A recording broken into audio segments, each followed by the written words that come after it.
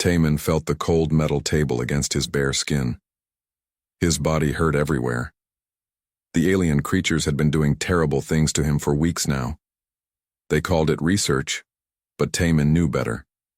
They enjoyed watching him suffer. The Cathari looked like giant lizards walking on two legs. Their skin was dark green and covered in hard scales. Yellow eyes stared at Taman without any feeling. They spoke in harsh clicking sounds that hurt his ears. "The human still shows resistance," one of them said in broken human language. "This is most interesting. Other species break much faster." Taman tried to move, but thick metal bands held his arms and legs to the table. Tubes ran from his body to strange machines that beeped and flashed. The aliens were studying everything about him, his blood, his thoughts, even his dreams. "Why do you not give up?" another Cathari asked. This one wore more decorations on its uniform. It seemed to be in charge. "Your species is weak. Your technology is simple. You have no chance of rescue." Taman looked at the creature and smiled despite the pain. "Because someone will come for me. Humans don't leave each other behind." The alien made a sound like laughter. "Foolish thinking. Your kind sent you alone to this world. They have already forgotten you exist." But Taman knew they were wrong. Somewhere in space, his people were looking for him. They would never stop looking. Far away from the prison planet, Captain Sora sat in her command chair aboard the ship Dawn's Promise. She was a small woman with short black hair and sharp eyes that missed nothing. Her crew of 12 trusted her completely. "Captain," said Hyunwoo from the weapons station. He was young but smart, with hands that never shook during battle. "We're getting something on the emergency channel." Sora turned to look at him. "Put it through." A weak signal filled the bridge. It was mostly static, but buried in the noise was a pattern. A code that every human ship captain knew by heart. Someone was in trouble and needed help. "It's coming from the Veltar system," said Kyung-soo from navigation. He was the best pilot Sora had ever seen, able to fly through asteroid fields like they were empty space. "That's deep in Cathari territory." "Can you clean up the signal?" Sora asked. Ji-Hai worked at her engineering station. She could make any machine do what she wanted, even when it should be impossible. Her fingers moved quickly over the controls. "I'm trying, Captain. There. Got it." Taman's voice came through the speakers. It was weak and full of pain, but still human. Still alive. "This is Dr. Taman of the research station New Hope. I'm being held prisoner on Veltar Prime. The Cathari they're doing experiments. If anyone receives this, please tell my family I tried to stay strong." The bridge went quiet. Everyone knew what Cathari experiments meant. No one who went into their labs came out the same. Most didn't come out at all. "Captain," said Minho from the communications station. He was quiet most of the time, but he never missed anything important. "Earth Command says we're not supposed to enter Cathari space. It could start a war." Sora stood up. Her crew watched her, waiting for orders. They all knew what she was thinking. One human was trapped and suffering. The right thing to do was clear, even if it meant breaking rules. "How many Cathari ships are in that system?" she asked. Hyunwoo checked his sensors. "At least 50, Captain. Maybe more. We're just one exploration ship." "And they think humans are weak," Sora said quietly. "They think we won't risk ourselves. For one person." She looked around at her crew. "They're about to learn how wrong they are. Set course for Veltar Prime." "Captain," Ji-won said from the diplomatic station. She handled all contact with alien species and always tried to find peaceful solutions. "Maybe we should contact the Cathari government first. Try to negotiate for his release." Sora shook her head. "Taman doesn't have time for negotiations. Besides, when did the Cathari ever listen to reason?" The ship turned toward Cathari space. It would take 3 days to reach Veltar Prime, even at maximum speed. 3 more days of torture for Taman. Sora hoped he could hold on that long. Back on the prison planet, Taman was learning things about his captors. The Cathari thought they were perfect soldiers, but they had weaknesses. They followed orders without thinking. They never expected attacks from impossible directions. Most importantly, They didn't understand why humans cared about each other. Your pack bonding. Behavior is a serious flaw, the lead scientist told him during another session. It makes you do foolish things. Risk your lives for others. This weakness will destroy your species. Taemin laughed, even though it hurt. You think caring about each other makes us weak? That's why you'll never understand us. The alien's yellow, eyes narrowed. Explain this foolishness. When you threaten one human, you threaten all humans, Taemin said.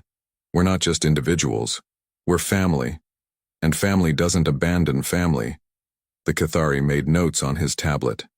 To him, these were just interesting observations about an inferior species.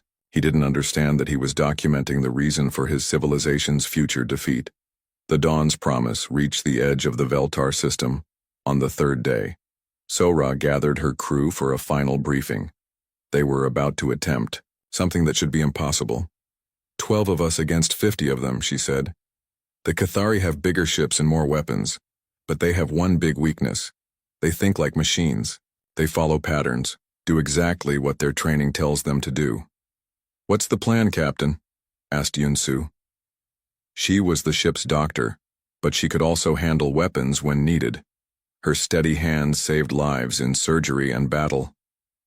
We don't fight their ships, Sora said. We sneak past them. Get to the planet, find Taemin, get out before they know what happened. How do we find him on an entire planet? Hyunwoo asked. Jihye smiled. I've been working on that. His research station had special equipment. I can track the energy signature from orbit. If he's anywhere near that equipment, we'll find him. The plan was simple but dangerous. Use the ship's stealth systems to slip past the Cathari fleet. Land on the planet's night side. Find the prison facility. Break in, grab Taemin, and run before the aliens knew what hit them. Remember, Sora told her crew, Cathari security thinks in straight lines. They put guards at obvious places and expect attacks from obvious directions. We're going to hit them from angles they never imagined. The Dawn's Promise moved deeper into the system, invisible to Cathari sensors. The alien ships patrolled in perfect formations, never breaking pattern, never checking their blind spots. They had no idea death was sliding past them in the darkness. On the planet's surface, Taemin felt something change, a feeling he couldn't explain, like the air before a storm. The Cathari guards seemed nervous, though he didn't know why. Something comes, one guard said to another in their clicking language. They didn't know Taemin had learned to understand them during his captivity. Impossible, the other replied. No species would attack this facility, it would be suicide. Taemin smiled in the darkness of his cell. The cavalry was coming, just like he knew they would. The Cathari were about to learn what happened when you hurt a human's family. In space above, Sora watched the prison facility appear on her screens. It was a fortress built into the side of a mountain, surrounded by walls and guard towers, designed to keep prisoners in and enemies out. Looks tough, Kyungsoo said.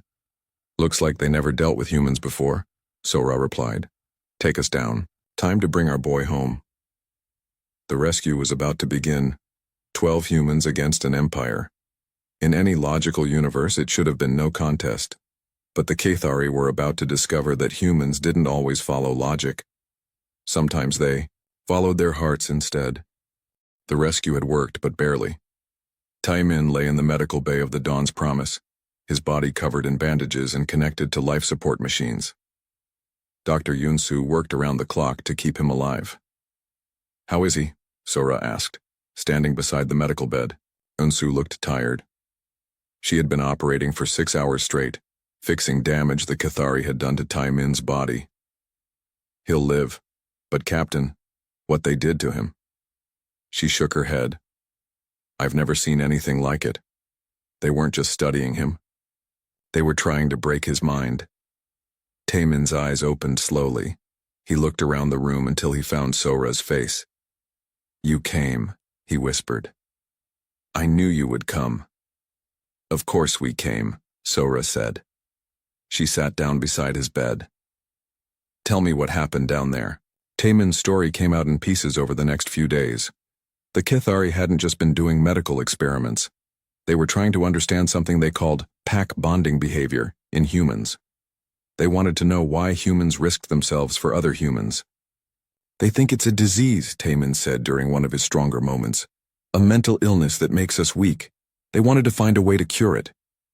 Cure caring about each other? Hyunwoo asked. He was sitting nearby, cleaning his weapon. That's insane. Not to them, Taemin replied. The Cathari don't care about individuals, only the group, the Empire. They can't understand why we would risk everything to save one person. Jihai looked up from her computer. That's why our rescue worked. They never expected anyone to come for you. Their entire defense was built around stopping armies, not a small group trying to save one man. But the rescue had consequences. The Cathari were angry and embarrassed. War Master Velkoth, the leader of their forces in this sector, had sent messages across the Empire. A small human ship had made him look like a fool. This could not stand. They're hunting us, Minho reported from his station. 50 ships are chasing us across 3 systems. They want us alive so they can make an example. Let them chase, So-Ra said. We're faster and smarter. They'll never catch us. But something bigger was happening. Word of Taemin's rescue was spreading through human space.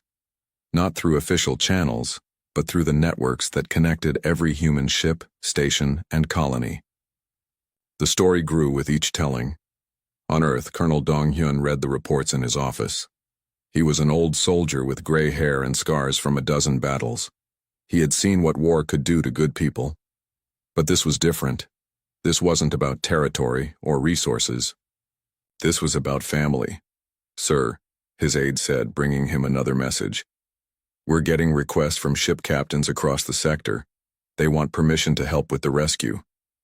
The rescue already happened, Dong-hyun said. Yes, sir. But they want to help with what comes next. Dong-hyun knew what that meant. The Cathari were hunting the Dawn's Promise. Soon they would corner So-Ra and her crew. When that happened, those 12 humans would need backup. On the naval station orbiting Mars, Commander Hai-Wan stared at her tactical displays. She was known throughout the fleet as the smartest strategic mind of her generation. Right now, she was studying every Cathari ship movement in the sector. They're not just chasing one ship, she told her staff. They're positioning for something bigger. War Master Velkoth is planning a public execution. He wants every species in the galaxy to see what happens when you defy the Cathari. What do we do? Asked her second in command. Hae-Won was quiet for a long moment. Official policy said they should do nothing. Starting a war with the Cathari Empire would cost millions of lives. But she kept thinking about the medical reports from Dr. Yun-Soo. What they had done to Taemin wasn't just torture. It was an attempt to destroy everything that made humans human. Send a message to every ship captain in the fleet, she said finally. Tell them about Taemin. Let them make their own choice. The message went out on secure channels. It contained Taemin's medical records, his testimony about Cathari experiments, and footage of his condition when the Dawn's Promise found him. It also contained one simple question. What are you going to do about it? The response was immediate and overwhelming. Ship captains from across human space began sending the same message back. We're coming. Not all of them, of course. Many followed orders and stayed at their posts. But enough said yes to matter. Hundreds of ships began moving toward the edge of Cathari territory. Officially, they were on training exercises or patrol missions. Unofficially, they were gathering for war. Youngja sat in her intelligence office, coordinating with resistance groups on worlds occupied by the Cathari. The news about Taemin had reached even these oppressed populations, and they were eager to help. The Cathari do the same experiments on our people, one resistance leader told her over encrypted communication. But no one ever comes to rescue us. That's about to change, Youngja promised. On the Dawn's Promise, Taemin was getting stronger. The physical wounds were healing, but the mental ones ran deeper. He had nightmares about the Cathari laboratory. Sometimes he woke up screaming. I keep thinking about all the others, he told Yun-Soo during one of his therapy sessions. How many beings are in Cathari labs right now? How many are suffering like I did? That's not your responsibility, Yun-Soo said gently. You survived. That's enough. But Taemin shook his head. No, it's not. They chose me because they wanted to understand humans. Well, now they're going to understand us completely. They're going to learn what happens when humans get angry. The chase continued through space. The Dawn's Promise stayed ahead of the Cathari fleet, but just barely. Kyung-soo's piloting skills kept them alive, threading through asteroid fields and nebulae where the bigger alien ships couldn't follow. They're getting closer, Hyunwoo reported. We can't run forever. We don't have to, So-ra said. She was looking at long-range sensors, watching something the Cathari hadn't noticed yet. Look at this. On the edge of sensor range, ships were gathering. Human ships, hundreds of them, all converging on their position. The cavalry wasn't coming. It was already here. War Master Velkoth stood on the bridge of his flagship, staring at the same sensor readings. His yellow eyes widened with surprise and something that might have been fear. How many ships? He asked his tactical officer. Unknown, sir. They appear to be arriving from multiple systems. Current count is over 300 vessels. Impossible, Velkoth hissed. Humans don't have that many military ships in this sector. Sir, many of them appear to be converted civilian vessels. Cargo ships, passenger liners, even mining ships, they've been armed for battle. Velkoth's scales clicked together in agitation. This was not how wars were supposed to work. You didn't arm civilian ships and send them against a professional military. It was chaos. It was insanity. It was completely human. Send a message to the High Command, he ordered. Tell them we may need reinforcements. But the High Command was dealing with problems of their own. Across the Empire, resistance groups were attacking Cathari facilities. Someone had given them detailed information about security weaknesses and guard rotations. Planets that had been quiet for decades were suddenly in revolt. Jiwon tried one last time to find a peaceful solution. She sent messages to every Cathari, diplomatic contact she had, offering to negotiate Taemin's release and end the crisis before it became a war. The response came back within hours. The human will be executed as an example. Any ships that interfere will be destroyed.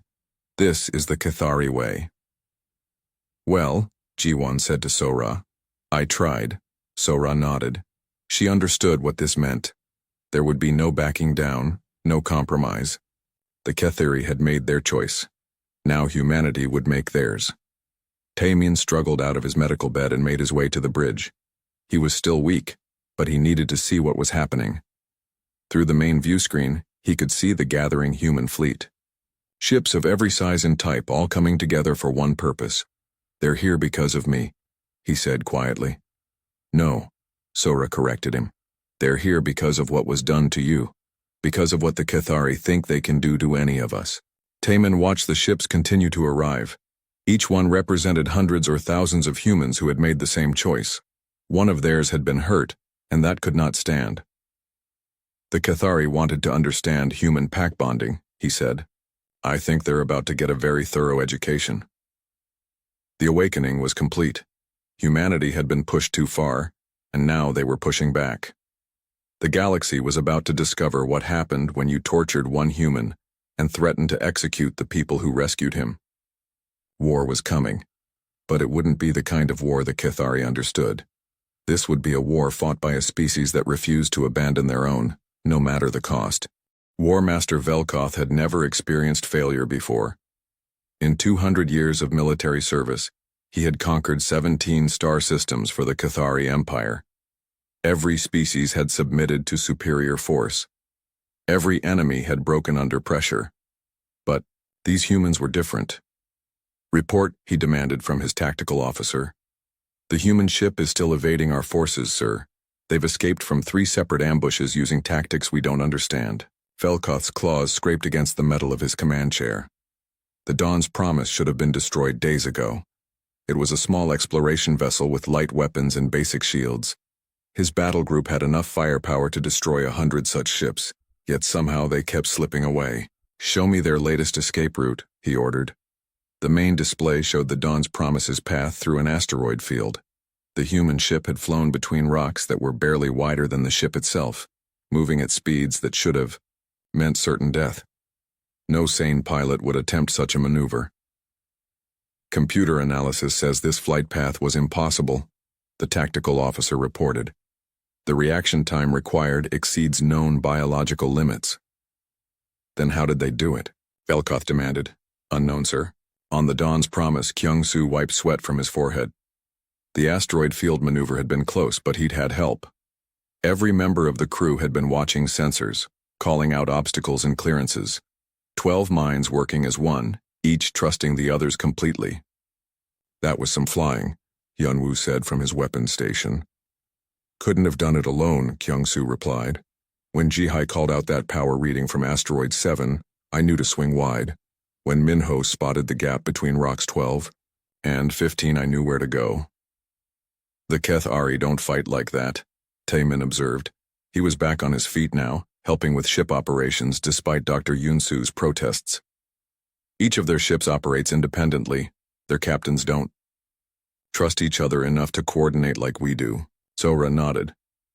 That's their weakness. They see cooperation as a sign of inferiority. Each captain wants to be the one who captures us personally. This was proving to be true.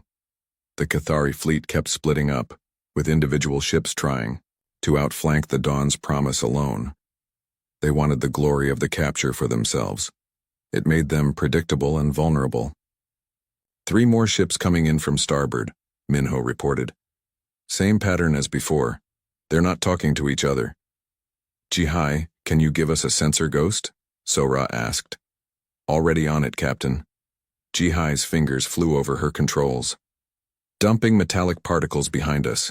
In 30 seconds, their sensors will think we're in 3 places at once. The Kethari ships took the bait. They split up to chase 3 false targets, leaving their formation broken and confused.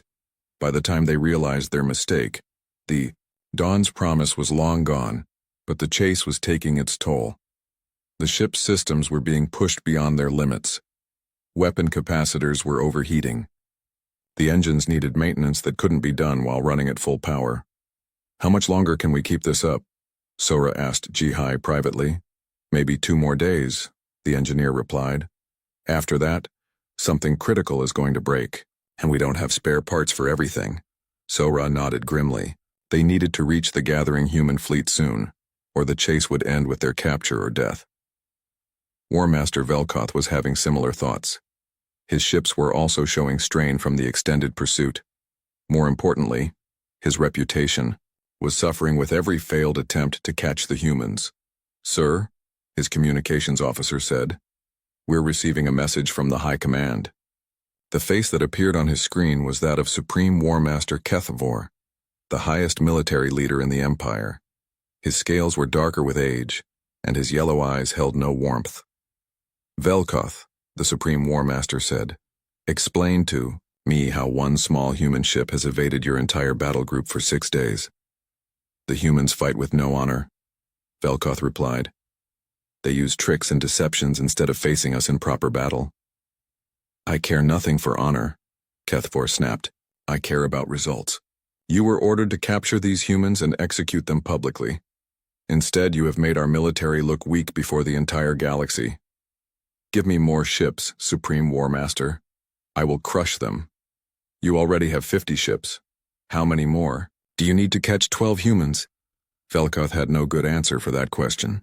Furthermore, Kethvor continued, our intelligence reports that other human ships are gathering at the edge of our territory. Hundreds of them. This simple capture mission may become something larger. The humans would not dare attack us, Velkoth said, but his voice lacked conviction. Wouldn't they? You have one of their kind. You tortured him for weeks. Now you're hunting the ones who rescued him. From what I understand of human psychology, this is exactly the kind of provocation that would unite them. The communication ended, leaving Velkoth alone with his doubts. He had studied human military capabilities before starting this chase. Their technology was inferior to Kethari equipment. Their ships were smaller and less heavily armed. By all logical analysis, they should pose no threat, but logic seemed to have little to do with human behavior. On the Dawn's promise, Taemin was working with the crew to analyze Kethari tactical patterns. His time in captivity had taught him things about their military mindset that could be useful. They always attack in the same formations, he explained to Sora and Hyun-woo. Triangle formations for small groups, diamond formations for larger fleets. They never deviate from the patterns they learned in training. What about when they're surprised? Hyunwoo asked. They fall back to standard procedures. Always. Even when the procedures don't fit the situation. That's why your escape plans keep working. You're doing things their training never prepared them for. Sora studied the tactical displays. What if we stopped running? Captain? Kyung-soo looked confused. What if we turned around and attacked them? Not to win, just to confuse them even more. That would be suicide, Yun-soo said. Maybe. Or maybe it would buy us the time we need to reach the fleet. Sora looked around at her crew. They expect us to keep running. They have formations designed to chase fleeing enemies. But what formations do they use against enemies who attack? Taemin smiled for the first time in weeks. None. Their doctrine assumes that inferior species always run from superior force. If you attack them, they'll have to improvise. And improvisation isn't their strength, Hyunwoo added. The plan was insane. But it might work. The Dawn's promise would pretend to suffer engine failure. When the Cathari ships closed in for capture, the human ship would suddenly come to life and attack. Not to destroy the alien vessels, but to scatter them and create chaos. Remember, Sora told her crew, we're not trying to win a fight. We're just trying to break their formation and get past them. The trap was set in a system with a large gas giant and several moons. The Dawn's promise sent out a distress signal and limped toward the planet, apparently losing engine power. Velkoth's ships responded exactly as predicted. They moved in using standard capture formation, expecting no resistance from a crippled vessel. Now, Sora ordered. The Dawn's promise came alive like a striking snake. Engines at full power, weapons blazing, it dove straight at the center of the Cathari formation. The alien ships were so surprised that for several crucial seconds they didn't even return fire. By the time they reacted, the human ship was already past them, racing toward the edge of the system. The Cathari formation scattered as each captain tried to turn his ship to pursue. Two ships collided in the confusion, damaging both vessels. Impossible, Velkoth roared. How did they restore engine power so quickly? Sir, his tactical officer said quietly, I don't think they ever lost engine power. The distress signal may have been false. You mean they tricked us? The concept was almost incomprehensible to the War Master. Military forces didn't lie about being damaged. It violated every principle of honorable combat. It appears so, sir. Velkoth stared at the tactical display, watching the human ship pull away from his scattered fleet. These beings fought without honor, without following any civilized rules of warfare. They were more dangerous than any enemy he had ever faced, precisely because they were so unpredictable. All ships, pursue at maximum speed, he ordered, and this time, assume nothing about human intentions. The chase continued. But now both sides understood each other better. The Cathari knew that humans would use any trick to survive. The humans knew that their enemies were powerful but rigid in their thinking. Long-range sensors are picking up something, Minho reported. Dead ahead, at the edge of our sensor range. What is it? Sora asked. Ships, Captain. Lots of them, and they're broadcasting human identification codes. Sora felt a wave of relief wash over her. They had made it. The gathering fleet was just ahead, and with it safety for her crew and her ship. But as they got closer, she realized this was more than just a rescue operation. The fleet waiting for them was massive. Hundreds of ships from across human space. Military vessels, armed merchant ships, even converted civilian craft. It was the largest human fleet ever assembled. My God, Taemin whispered, staring at the view screen. They're not just here to rescue us, are they? No, Sora replied. They're here to make sure this never happens to another human being. Ever. Behind them, the human fleet was like nothing the galaxy had ever seen. Ships from every corner of human space floated together in formations that defied military logic. Massive battleships flew alongside tiny courier vessels. Luxury passenger liners bristled with hastily mounted weapons. Mining ships had been converted into missile platforms. Captain Sang-wook stood on the bridge of the Yao, heavy cruiser Retribution, watching new arrivals appear every hour. He was a career military officer who had spent 30 years following orders. Today he was breaking the biggest order of his career. "Sir," his tactical officer said, "Earth Command is demanding to know why we left our patrol sector." "Tell them. We're conducting emergency rescue operations," Sang-wook replied. It wasn't technically a lie. They were here to rescue Tae-min and the crew of the Dawn's Promise. They were also here to rescue every other human who might face Cathari torture in the future. "Admiral Chen is on the encrypted channel," his communications officer reported. "She wants to speak with you personally." Sang-wook took the call in his private office. Admiral Chen's face appeared on his screen, and she did not look happy. "Captain Sang-wook," she said, "you were ordered to maintain station at the Proxima checkpoint. Instead, you've taken your entire squadron into potentially hostile territory. Explain yourself." "Ma'am, I have reports of Cathari forces threatening human civilians. I felt immediate action was necessary." "Don't play word games with me, Captain. This is about the torture victim, isn't it, Dr. Taemin?" Sang-wook was quiet for a moment. He could lie, make up some excuse about patrol duties or navigation errors, but Admiral Chen deserved the truth. "Yes, ma'am, it is. Do you understand what you're risking? If this turns into a shooting war with the Cathari Empire, millions of people could die. With respect, Admiral, people are already dying. They're dying in Cathari laboratories. They're being tortured and experimented on because the galaxy thinks humans won't fight back." Admiral Chen's expression softened slightly. She had read the medical reports from Dr. Yun-soo. She knew what had been done to Tae-min. "Captain, I understand your anger, but you can't start an interstellar war without authorization." "I'm not starting a war, Admiral. I'm ending one. The Cathari have been at war with human dignity for years. We just never fought back before." The conversation ended with Admiral Chen ordering Sang-wook to return to base immediately. He acknowledged the order and then promptly ignored it. Some things were more important than career advancement. On Earth, the political situation was becoming chaotic. G1's diplomatic efforts had failed completely. The Cathari refused all attempts at negotiation. Their position was simple. The humans would surrender for execution, or they would be hunted down and killed.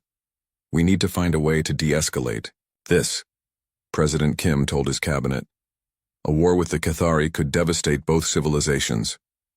"What do you suggest?" asked Defense Minister Park. "Our people are being tortured in alien laboratories. Ship captains are disobeying orders to go rescue them. Half the fleet has gone rogue." "Not rogue," corrected Intelligence Director Choi. "They're following a higher loyalty to their fellow humans." President Kim understood the problem. On paper, he was the leader of humanity. In reality, he was just one voice among billions. And right now, those billions were speaking with one voice: protect the family. Young-ja continued her work coordinating with resistance movements across Cathari territory. The news of Taemin's rescue had spread to every oppressed world in the Fang Empire. For the first time in decades, people were fighting back. "The prison facility on Drakmore 7th has been liberated," she reported to her superiors. "The prisoners were mostly human research subjects. They're being evacuated to safe territory." "How did the resistance manage that?" asked her supervisor. "Someone provided them with detailed facility blueprints and guard rotations. They knew exactly where to strike and when." The someone was Tae-min himself. During his captivity, he had memorized everything he could about Cathari security procedures. That information was now being used to free hundreds of other victims. Commander Hai-wan worked around the clock in her strategic planning center. She was analyzing every piece of intelligence about Cathari military capabilities, looking for weaknesses that could be exploited. "Their fleet doctrine is based on overwhelming force," she explained to her staff. "They mass their ships into large formations and attack enemy positions directly.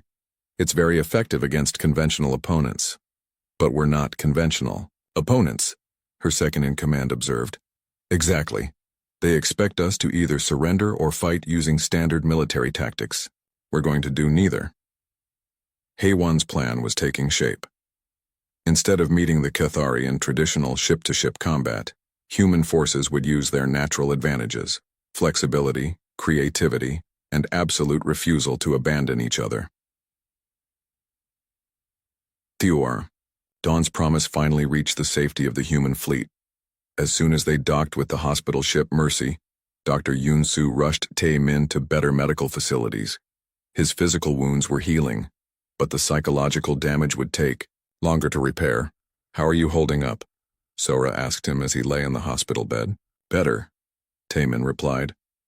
"Knowing that all these people came here because of what happened to me, it helps. It makes the suffering mean something." "The suffering was never acceptable," Sora said firmly. "But you're right. It means something. Now, it means the galaxy is going to change." Through the hospital windows they could see the growing fleet. Ships continued to arrive hourly, each one carrying humans who had made the same choice. One of their own had been hurt, and that could not stand. War Master Velkoth finally caught up with the Dawn's promise, only to find himself facing an impossibility. His 50 ships were outnumbered 6-1 by the human fleet. This should have been a simple police action, but it had become something much larger. "Supreme War Master," he reported to Kethivor, "the situation has evolved." "I can see that," came the cold reply. "How did humans gather so many ships so quickly?" "Unknown, sir. Our intelligence suggested they had fewer than 100 military vessels in this sector. The majority of ships facing us appear to be civilian craft that have been armed for combat." "Civilian ships? They're sending merchants and farmers to fight. Trained warriors?" "It appears so, sir." There was a long pause before Kethfor responded.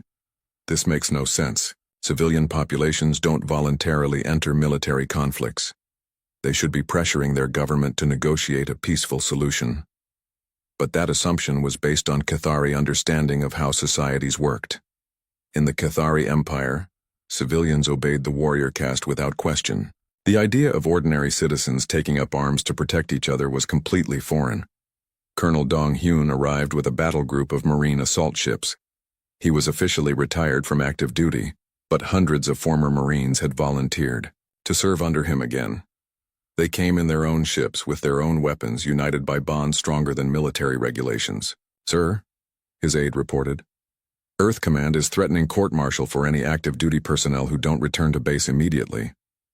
"Let them threaten," Dong-hyun replied. "Some things are more important than avoiding court-martial, like making sure no human ever gets tortured in a Cathari lab again." The human fleet was more than just ships and weapons. It was a statement to the galaxy. Humanity would not be victims anymore. They would protect their own no matter the cost. Mi-kyung commanded a squadron of fighter pilots who had borrowed their ships from the naval base on Titan. They were all young, barely out of training, but they flew with the confidence of veterans. "Why are we here?" one of her pilots asked over the comm system. "Because someone hurt one of us," Mi-kyung replied simply. "And because no one should have to face torture alone." Jae-hyun brought his destroyer and its crew of volunteers from the Merchant Marine. They weren't trained for military combat, but they understood the mission. Protect the family, all of it. In-Su, Earth's most experienced diplomat, arrived on Diobrais, a diplomatic vessel that had been quietly armed with military-grade weapons. His mission was to try one more time for a peaceful solution. But if talking failed, he was prepared for other options. "The Cathari are offering terms," he reported to the fleet commanders. "They'll release Dr. Tae-min and end the pursuit of the Dawn's promise in exchange for a formal human apology and reparations for the rescue operation." The response was immediate and universal. "Absolutely not. They torture our people and then demand we apologize for rescuing them." Sang-wook asked, "What kind of universe do they think they live in?" "The kind where might makes right," In-Su replied. "The kind where superior technology means you can do whatever you want to inferior species. They genuinely don't understand why we're angry." "Then it's time to educate them," Dong-hyun said. The storm was gathering. On one side, the Cathari Empire with its rigid hierarchy, superior technology, and absolute confidence in their own superiority. On the other side, humanity with its chaotic organization, jury-rigged weapons, and absolute refusal to let anyone hurt their family. War Master Velkoth stared at the human fleet and felt something he had never experienced before. Uncertainty. Everything he under. The message began broadcasting across the galaxy at exactly noon, Earth Standard Time. Tai Min sat in front of a camera aboard the hospital ship Mercy, his wounds still visible, his voice steady despite everything he had endured. "My name is Dr. Tai Min," he said to the camera. "I am a human xenobiologist. For 47 days I was held prisoner by the Cathari Empire. They tortured me. They experimented on me. They tried to understand what they called the pack bonding disease that makes humans care about each other. The transmission was being sent to every communications network in known space. Cathari officials tried to jam it, but human hackers had infiltrated their systems. The message got through. They wanted to know why humans risk themselves for other humans. Why we don't abandon the weak or sacrifice individuals for the greater good. They thought this made us inferior. Defective, something to be cured." Tai Min held up his scarred hands to the camera. "These are the scars they gave me trying to cure human compassion. These are the marks they made trying to understand love. On 1,000 worlds across the galaxy, beings stopped what they were doing to listen. This was the first time any species had publicly described Cathari research methods. The clinical details were horrifying, but worse was the casual cruelty behind them. But I want the Cathari to understand something," Tai Min continued. "You didn't just torture one human, you tortured part of every human. When you hurt me, you hurt all of us. And now you're going to learn what that means." War Master Velkoth watched the transmission from his flagship. Around him, his officers stood in uncomfortable silence. The human's words were more dangerous than any weapon. "Turn it off," Velkoth ordered. "Sir, the signal is being broadcast on all frequencies. We can't block it." "Then jam their transmission." "We're trying, sir. But they've infiltrated our communication networks. Every time we block one signal, 3 more appear." The message continued. Tai Min was now joined by other voices, humans who had been rescued from Cathari laboratories, family members of those who hadn't been so lucky, scientists who documented the evidence of systematic torture. But the most powerful moment came when Captain Sora appeared on screen beside Tai Min. "The Cathari expect us to be afraid," she said. "They think their superior technology and larger ships will make us submit. They don't understand that we're not fighting for territory or resources. We're fighting for something they can't comprehend. The idea that every thinking being deserves dignity and freedom from torture." Supreme War Master Kethfor watched the broadcast from his command center deep in Cathari space. For the first time in decades, he felt worried. The humans weren't just appealing to sympathy. They were systematically exposing the Empire's methods to every species in the galaxy. "Sir," his intelligence chief reported, "we're receiving reports of uprisings on 17 occupied worlds. Resistance movements are using the human transmission as a rallying cry." "Crush them," Kethfor ordered. "Sir, our forces are already stretched thin. If these rebellions spread, they won't spread. Once we destroy the human fleet, other species will remember their place." But Kethfor wasn't as confident as he sounded. The humans had done something unprecedented. They had made the Cathari Empire's victims visible to the galaxy. In space near the edge of Cathari territory, the 2 fleets faced each other. The Cathari formation was perfect, ships arranged in precise geometric patterns, each vessel in its assigned position. They looked like a machine built for destruction. The human fleet looked like chaos.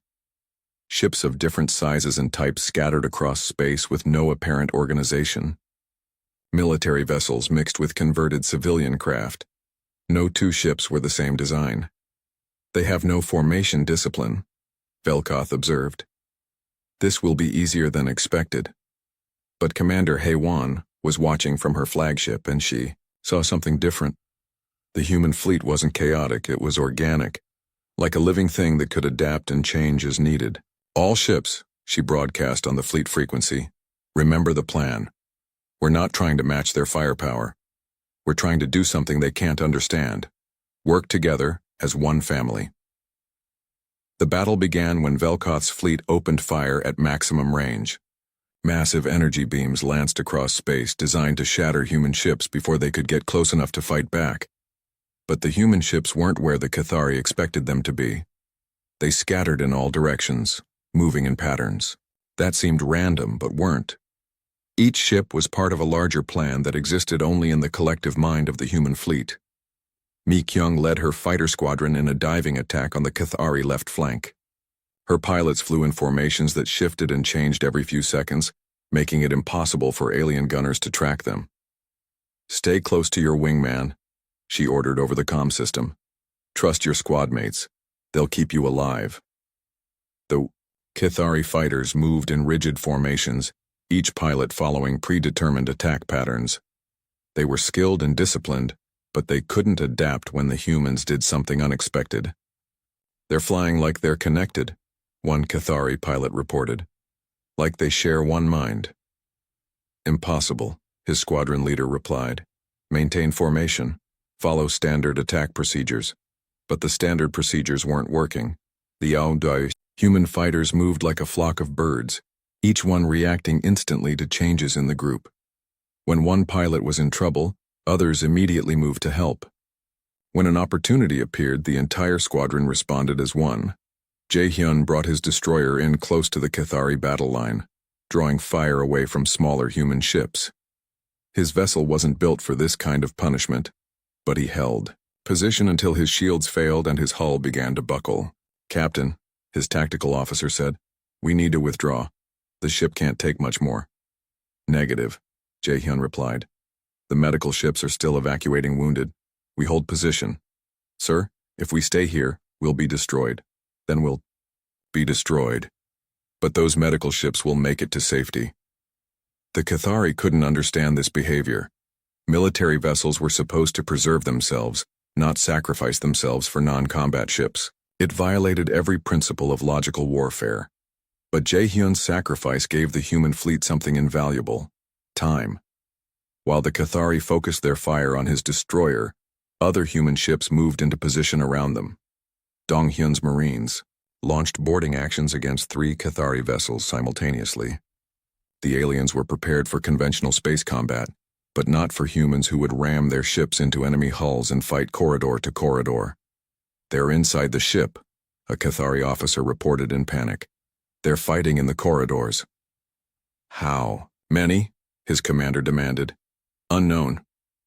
They're moving in small groups using tactics we don't recognize." The Marines didn't fight like the Cathari expected soldiers to fight. They adapted to each situation, covering each other's movements, working together with an instinctive coordination that came from absolute trust. "Room clear," one Marine reported as his team secured a section of the ship. "Copy that, Sung-ho," his sergeant replied. "Ji-woo's team has the engine room. Myung-soo is holding the bridge approach. You link up with Yeonju and secure the weapons." Systems. Each Marine knew exactly where his teammates were and what they were doing. They fought as one organism with many parts, each part supporting the others. The tide of battle began to turn. The Cathari ships were more powerful individually, but they couldn't match the coordinated effort of the human fleet. Every time they destroyed one human vessel, 2 more appeared to take its place. "How is this possible?" Velkoth demanded. "We have superior technology, superior training."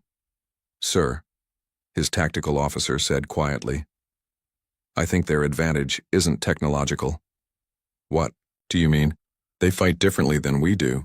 When one of their ships is damaged, others immediately move to help. When they attack, every ship supports every other ship. They're not fighting as individual vessels. They're fighting as one giant ship with hundreds of parts." Velkoth stared at the tactical display. His perfect formations were being torn apart by an enemy that refused to follow the rules of proper warfare. The breakthrough came when Captain Sang-wook's battle group punched through the Cathari center. His heavy cruisers had taken terrible damage, but they kept fighting, kept pushing forward, because they knew other humans were counting on them. "All ships," Haewon broadcast. "The center is broken. Execute breakthrough maneuver." The entire human fleet surged forward like water through a broken dam. Cathari ships found themselves surrounded, cut off from their support, facing enemies who seemed to know exactly how to exploit every weakness. War Master Velkoth realized his position was hopeless. Half his fleet was destroyed or captured. The other half was scattered and demoralized. In any rational universe he would withdraw and regroup, but the Cathari Empire didn't accept defeat. It had never accepted defeat. "All ships," he ordered, "prepare for final assault. We will ram the human flagship and destroy their command structure." It was a desperate move, but it might work. If he could kill the human commanders, they're coordinated. Attacks might fall apart. But Velkoth had misunderstood something fundamental about humans. They weren't fighting because their commanders ordered it. They were fighting because they chose to fight. Because one of their own had been hurt, and that could not stand. When Velkoth's flagship dove toward the Hue 6 months after the battle, the galaxy was still trying to understand what had happened. The Cathari Empire, which had dominated 40 star systems for 3 centuries, had surrendered to a species they had considered primitive and weak. Ambassador Insu stood before the Galactic Council on the neutral world of Harmony Station. Representatives from hundreds of species filled the great assembly hall, all waiting to hear what humanity wanted as the price of their victory. "Honored delegates," Insu began, "the question before us today is simple. What kind of galaxy do we want to live in?" Supreme Counselor Vexithani, a crystalline being from the Andromeda sector, spoke for many when she said, "The humans have won a great victory. By tradition, they may claim the Cathari worlds as tribute. They may enslave the population. They may impose whatever terms they choose." Insu shook his head.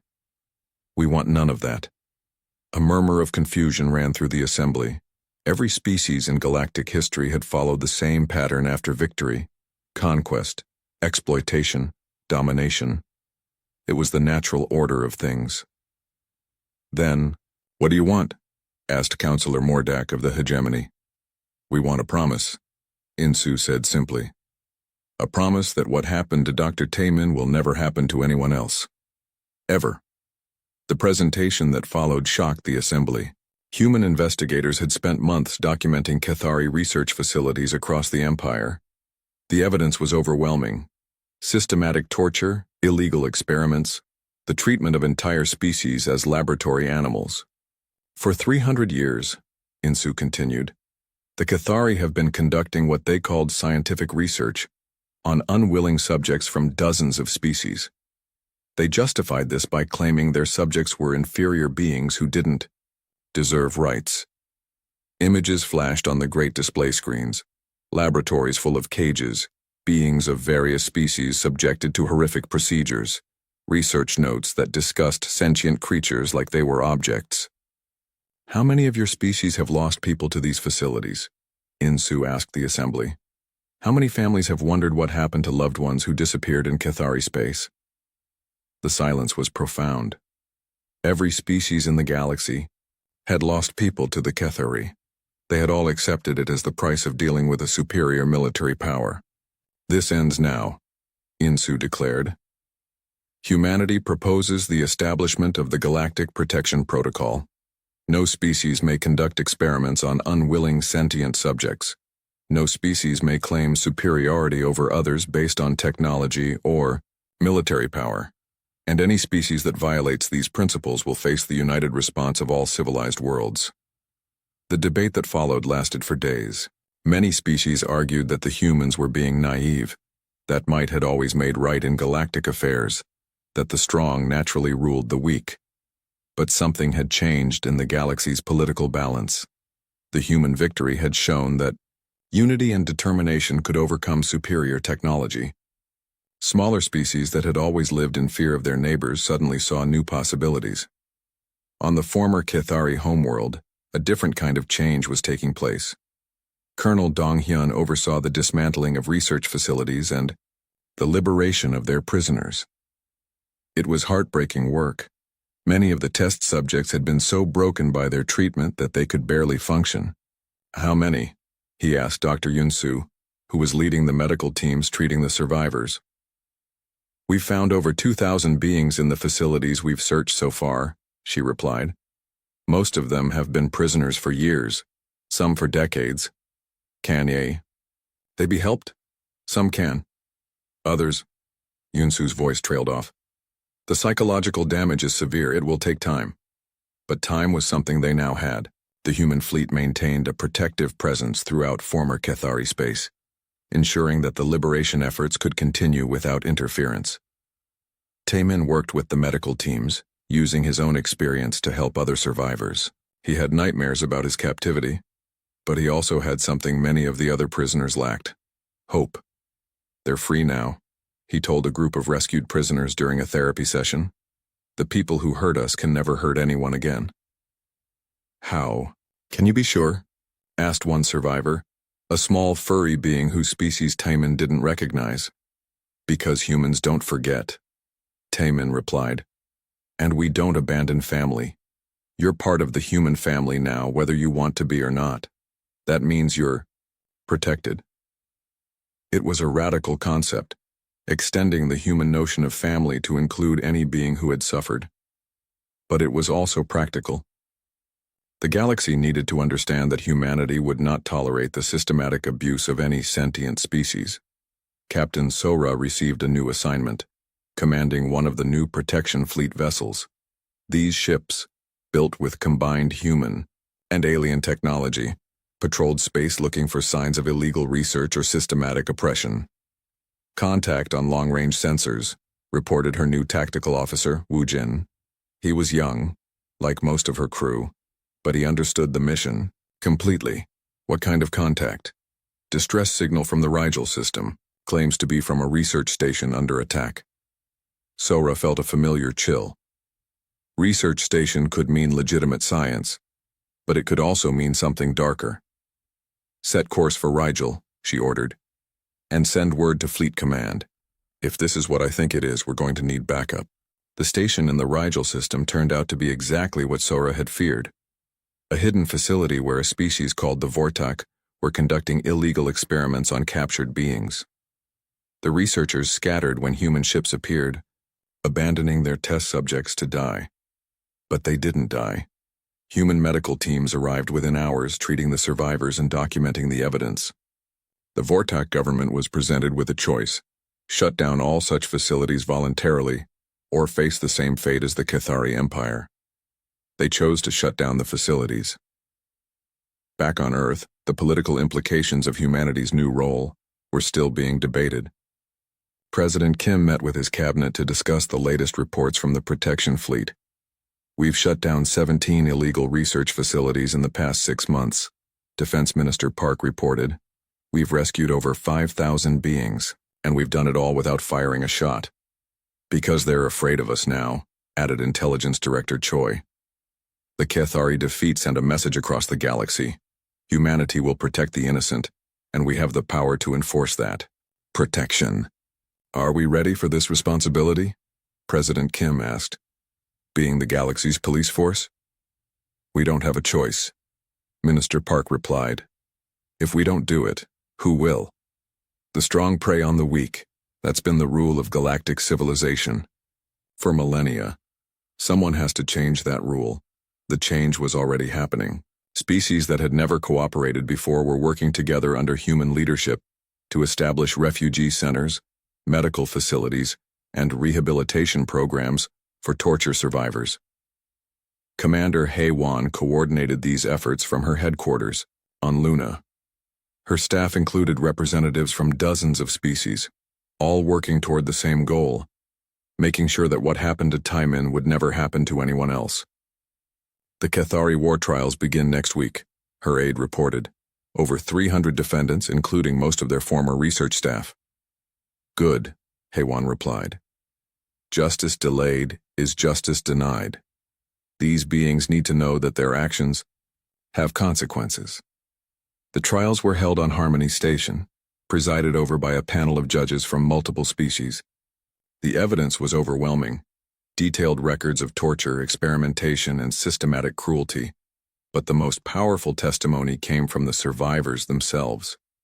Beings from across the galaxy stood up and told their stories of capture, torture, and eventual rescue. Many could barely speak. Others wept as they described their experiences. Taemin testified on the final day of the main trial. He looked directly at the defendant, the former chief scientist who had supervised his torture. "You wanted to understand human pack bonding," he said. "You thought it was a weakness, something that could be cured or exploited. But you never understood what it really meant." The HFY scientist stared back with the same cold yellow eyes that had watched Taemin suffer. "Pack bonding means we care about each other," Taemin continued. "It means we protect the weak, help the injured, and never abandon our family. You thought this made us weak. Instead, it made us strong enough to defeat your entire empire." The verdicts were unanimous. The research scientists were convicted of crimes against sentient beings. Some were sentenced to rehabilitation programs. Others, whose crimes were too severe for redemption, were sentenced to life imprisonment on worlds where they could never again harm the innocent. But the most important verdict came from the galaxy itself. Species after species signed the Galactic Protection Protocol. They agreed to end systematic oppression, illegal experimentation, and the philosophy that might made right. Captain Sang-wook, now an admiral in the protection fleet, watched the signing ceremony from his flagship. His crew included beings from a dozen different species, all united by a common purpose. "Do you think it will work?" his second-in-command asked. She was a Centaurian named Vel-Anna, who had been one of the first aliens to volunteer for human service. "It has to,"